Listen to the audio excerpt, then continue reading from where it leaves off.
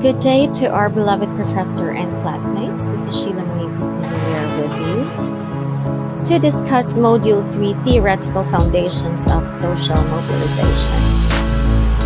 The first that I shall be discussing are social mobilization, social movement, or mass mobilization theories. Under the mass mobilization theories, we have the deprivation theory, which accounts for people's natural propensity to compare themselves with others, and in so doing, the less fortunate feel deprived. This feeling of depravity pushed them to join social movements in finding solace with the hope of ending their grievances. Next, under the mass mobilization theories is the mass society theory, which argues that industrialization and other subsequent social developments has caused an erosion in the social fabric of a once communal living. Now, as a result, we have people who are atomized or invisibly separated from each other. They become easier targets for advocacies being communicated through mass media. This is an evidence of the divide and conquer tactic.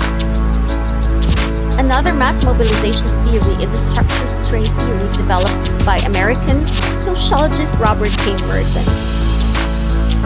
This theory highlights that conditions in society result in an unequal distribution of legitimate opportunities for success. Furthermore, Robert K. Merton has devised the deviance typology, which classifies people according to their adherence or rejection of institutionalized means and cultural goals. First, we have the conformist. The conformist accepts all established cultural goals as well as institutionalized means of attaining these. Next, we have the innovator. An innovator accepts cultural goals but devises new ways of attaining the goals. Then we have the ritualist. As per the word ritual, these type of people practice the institutionalized means of attaining goals and yet reject the set cultural goals. Then we have the retreater.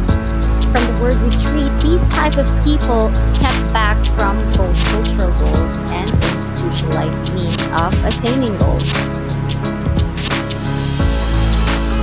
Lastly, we have the rebel.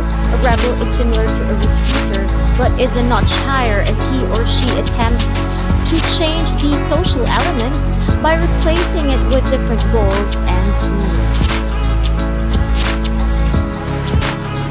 These are the type of people who are most likely to join social movements as they need other people in their attempts to change the society. Next to social mobilization theories is the political mobilization theory by Karl Wolfgang Deutsch from Prague. This is actually a product of social movements, as there is now an erosion of previous economic, social, and psychological commitments. With that comes social uprooting, and those who have been uprooted will have an induction of new patterns of behavior.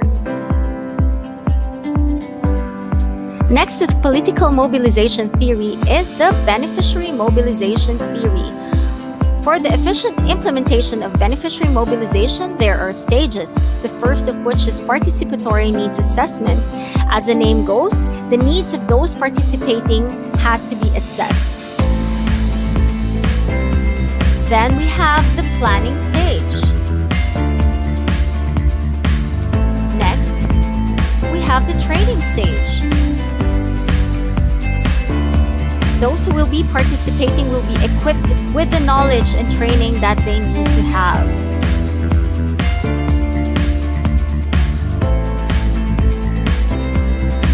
Then, of course, the last would be the execution.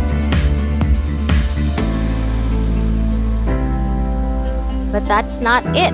Of course, there has to be the assessment whether they have been successful in implementing this type of mobilization. The best practices will be noted such that these can be replicated in the next movements.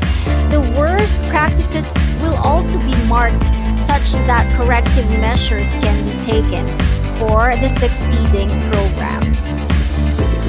Next to the beneficiary mobilization theory is the resource mobilization theory. This theory is quite simple based on the word resource. In order for social movements to be successful, all we need are the proper resources such as money, time, skills, affiliations or connections, mobility, and so on and so forth. Next to the resource mobilization theory is the stakeholder mobilization theory. And with the name stakeholder, this focuses on getting all the stakeholders on board, making sure that they are the beneficiaries or that they benefit from the social movement.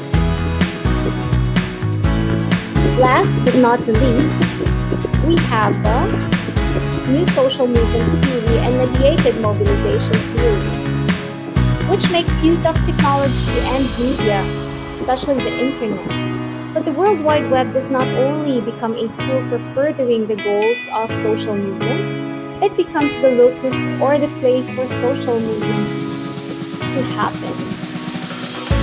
Thank you very much, classmates, for staying with me all throughout this presentation. My references are written here, and the guide questions will be posted